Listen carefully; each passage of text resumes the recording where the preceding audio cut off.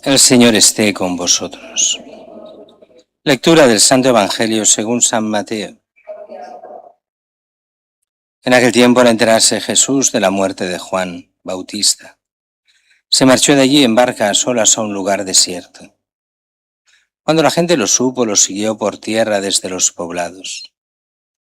Al desembarcar vio Jesús una multitud, se compadeció de ella y curó a los enfermos. Como se hizo tarde, se acercaron los discípulos a decirle: Estamos en despoblado y es muy tarde, despide a la multitud para que vayan a las aldeas y se compren comida.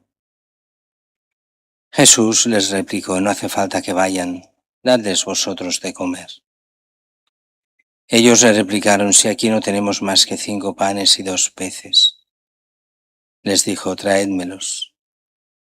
Mandó a la gente que se recostara en la hierba y tomando los 5 panes y los 2 peces, alzando la mirada al cielo, pronunció la bendición, partió los panes y se los dio a los discípulos se los dieron a la gente. Comieron todos y se saciaron y recogieron 12 cestos llenos de sobras. Comieron unos 5.000 hombres, sin contar mujeres y niños. Palabra del Señor.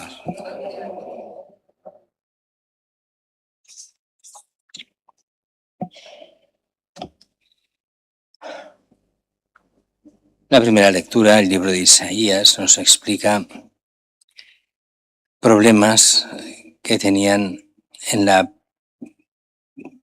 el Israel del destierro, en Babilonia, donde ya muchos judíos estaban pasando a la religión caldea, a los ídolos propios de los caldeos. Recordemos, de esto nos hablará mucho el libro de Daniel también.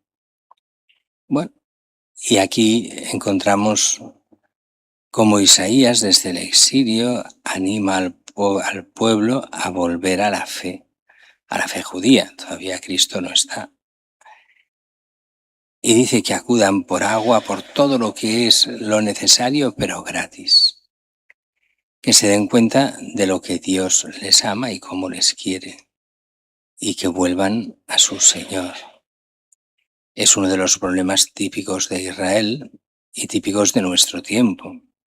El hombre que se aleja del auténtico Dios para creer en los ídolos. Y uno dirá: pero si hoy no hay ídolos. Hombre, que no hay ídolos.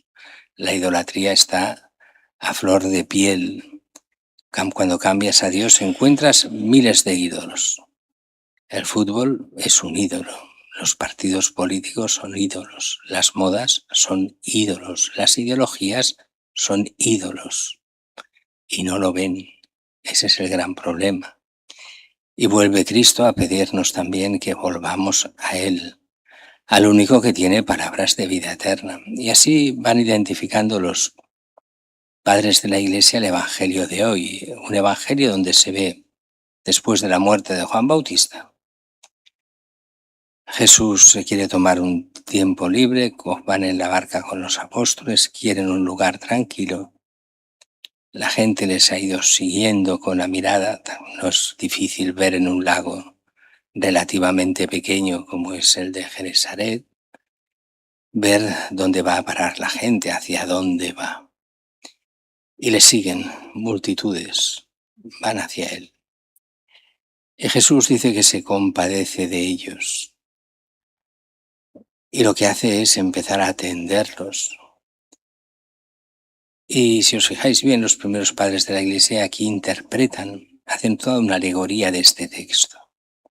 Este texto es como una alegoría, no es la misa, pero como si fuese una alegoría de lo que es la misa.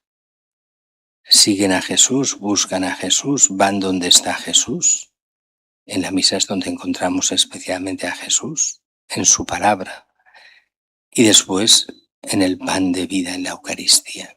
Y aquí encontramos lo mismo. Primero su palabra, Jesús que enseña, que cura, que habla. Y cuando llevan horas, aquí los padres de la Iglesia hacían un inciso que hoy no nos vale, porque nos coméis vivos y hacemos lo que hacían los padres de la Iglesia. En las misas primitivas del siglo cuarto, quinto, sexto, séptimo, eran, no la misa, la homilía era de no menos de 1 hora. Ahora la gente dice, pasan 7 minutos y ya es, bueno, qué largo se hace. Pues bien, un San Juan Crisóstomo o un San Agustín no predicaban menos de 1 hora. Es verdad que un San Agustín o un San Juan Crisóstomo es mucho más interesante de lo que pueda decir yo o lo que puedan decir otros curas. Pero es verdad que eran larguísimas las homilías. De hecho, es curioso porque hasta el siglo XIX, los domingos, hasta primeros del siglo XX, o sea, hasta hace 100 años solo, o sea, el tiempo de los bisabuelos o abuelos de muchos de los que están aquí, habían 2 sermones el domingo. Había lo que era la homilía el domingo por la mañana, la misa, y después se volvía a la iglesia por la tarde y había el gran sermón. Y este era el sermón de 1 hora y se hacía. Y la iglesia se llenaba con ese sermón, tanto como por la misa. Y la gente iba mucho más a misa en esa época que ahora. Bien, primera parte decíamos, Jesús cura a los enfermos, cura con su palabra, enseña. Y viene esa segunda parte, Jesús que pregunta, bueno, ¿tenéis algo para darles de comer? Es tarde. Y ellos dicen, ¿cómo vamos a darles de comer? Hay aquí uno que tiene 5 panes y unos peces. No quiero equivocarme, que siempre digo las cosas al revés. Sí, 5 panes y 2 peces, ya lo he dicho bien. Entonces les hace sentarse a todos en la hierba, eso quiere decir que estamos en primavera. Si hay hierba, es primavera, y si hay hierba quiere decir en la época cercana a la Pascua. Esto que parece una tontería, los padres de la Iglesia nos dicen que es importantísimo porque es para la Pascua que Jesús nos da la Eucaristía. Y el tiempo de la hierba es ese tiempo de la primavera, que es el tiempo de la Pascua. Después ya se quema esa hierba y antes no está. Bueno, dice que toma los 5 panes, los 2 peces, alza la mirada al cielo, pronuncia la bendición, los parte, se los da a los discípulos, toda una ceremonia como si fuese la misma misa, donde se bendice el pan, se consagra el pan y reparte el pan, lo da a los discípulos a la gente.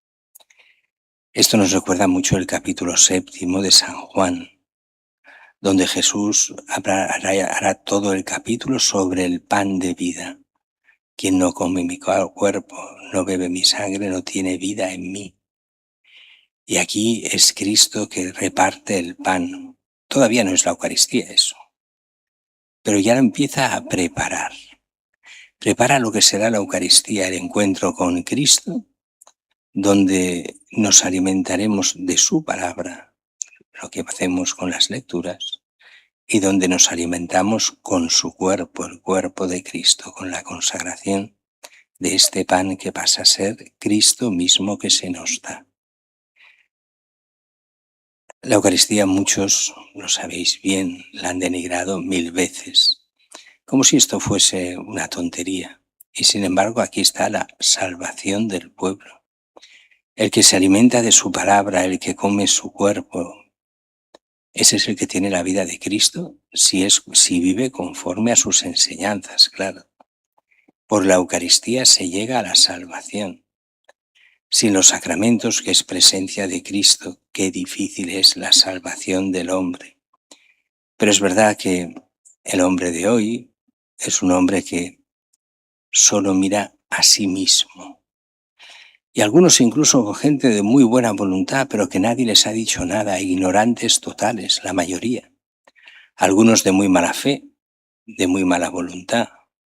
Otros de más por ignorancia, hay de todo. Por eso el cristiano está también llamado a anunciar, a hablar, a catequizar si hace falta, a enseñar la verdad a aquellos que quieran, claro, no a aquellos que no se dejen, no vale la pena, o aquellos que solo quieren saber las cosas de Dios para burlarse de ellos. no vale la pena enseñarles. Pero aquellos que quieran aceptar la palabra, al menos oírla, al menos escucharla, saber qué es lo que realmente piensan los cristianos, ahí hay una obligación de enseñar, de alguna forma de plantear también el sentido de la fe de cada uno, para que no quede encerrada en nosotros, sino que se abra a todos aquellos a los que Dios quiere salvar, que es a todo el mundo, solo que muchos no se dejan. Y el problema no es el de los demás, es el nuestro. Nosotros nos dejamos salvar por Cristo. Nosotros dejamos que Cristo entre en nuestra vida. Nos damos cuenta de que cuando comulgamos realmente comulgamos a Cristo y con Cristo. De esa forma es como hemos de vivir en cristiano, dándonos cuenta que toda nuestra vida es de Cristo, que esta vida es preparación a otra vida, la vida eterna, donde esa vida es comunión plena y continua con Cristo mismo. Si aquí no tenemos comunión con Cristo, ¿cómo vamos a tenerla después de esta vida? Cuando nos digan, no quieres ir al cielo, te estarás en comunión con Jesús. Yo con ese, ¿para qué? Si en el fondo lo he odiado toda la vida. No lo he odiado de palabra, sino con los hechos. Dándome cuenta de que no he querido seguir la voluntad del Padre, que no he querido hacer nada de lo que Dios quiere, sino vivir solo para mí desde mi egoísmo, intentando tal vez comprar a Dios con algún acto. Pero Dios no se deja comprar. Dios lo que quiere es el amor nuestro hacia Él, que seamos suyos, que seamos de Cristo. Y entonces sí tiene todo el sentido que después de esta vida nos diga, ven, siervo fiel, entra en el gozo de tu Señor.